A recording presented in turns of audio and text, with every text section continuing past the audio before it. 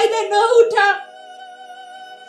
तँ सुन्नुभएको प्रमाण छ भने दे, नत्र मलाई छोड्दे भनेर मैले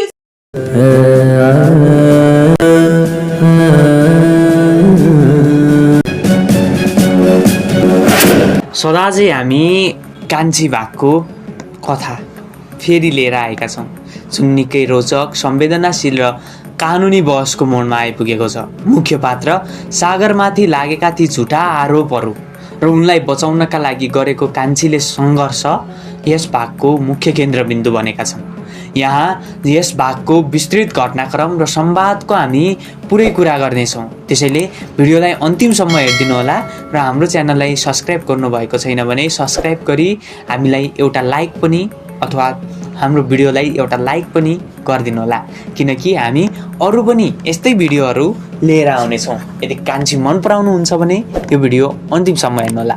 अघिल्लो भागको निरन्तरतामा सागर सरलाई जसरी फसाउन र अरू मानिसहरूले सलिनाको कोठामा बोराभित्र बाँधिरहेकी कान्छीलाई फेला पार्छन्, त्यसरी सलिनाले सुरुमा आफूलाई फसाउन खोजिएको नाटक गरे पनि कान्छीको सरका अगाडि सलिनाको कुरा त सबै सत्य खोलिदिन्छन्।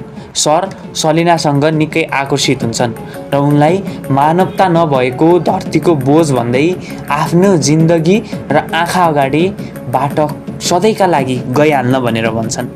यहाँ कान्छीको दुःख र सामाजिक असहयोग देखाउन खोजिएको छ, जहाँ कान्छी जब आफ्नो श्रीमान सागरलाई अदालतमा निर्दोष साबित गर्न हतारिएकी छिन्, तर उनले पाइलामा विभिन्न बाधाहरू सामना गर्नु परेको छ। नम्बर 1 मा छ घरको अपमान। सागरका बुबाले कान्छीलाई घरमा छिर्न दिँदैनन् र सहयोग गर्न अस्वीकार गर्दै अपमान गरेर निकाल्छन्। उतापट्टि सडकमा पनि कसैले सहयोग गर्दैन। कान्छीसँग न त मोबाइल छ न त पैसा छ।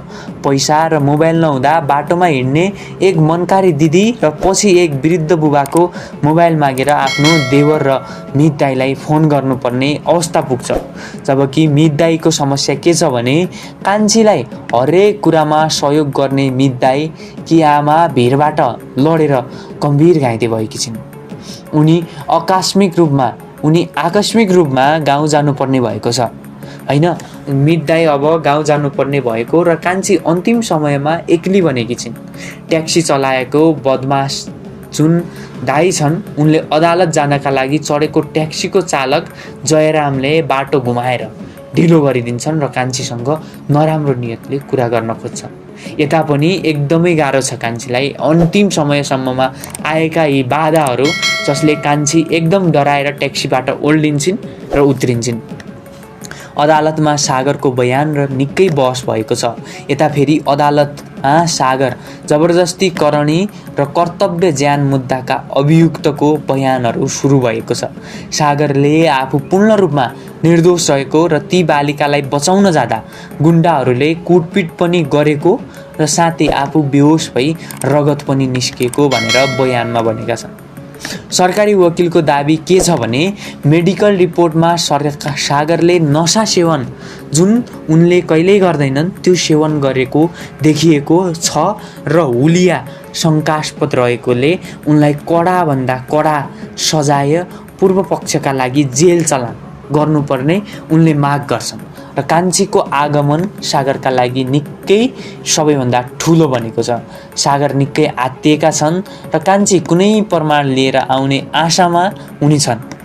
कथाको अन्तिम मोडमा बहस सकिनै लाग्दा कान्छी एकछिन श्रीमान भन्दै अदालतको ढोकामा आइपुग्छिन्। यस भागले नेपाली समाजमा नारीले एक्लै न्यायका लागि लड्दा भोग्नुपर्ने कानुनी झन्झट, गाली चाडक वा अन्य पुरुषहरूबाट हुने दुर्व्यवहार यानि कि ह्यारेसमेन्ट र सत्य सधैँ एक्लो हुन्छ तर जित सधैँ सत्यकै हुन्छ भन्ने कुरालाई दर्शाएको छ।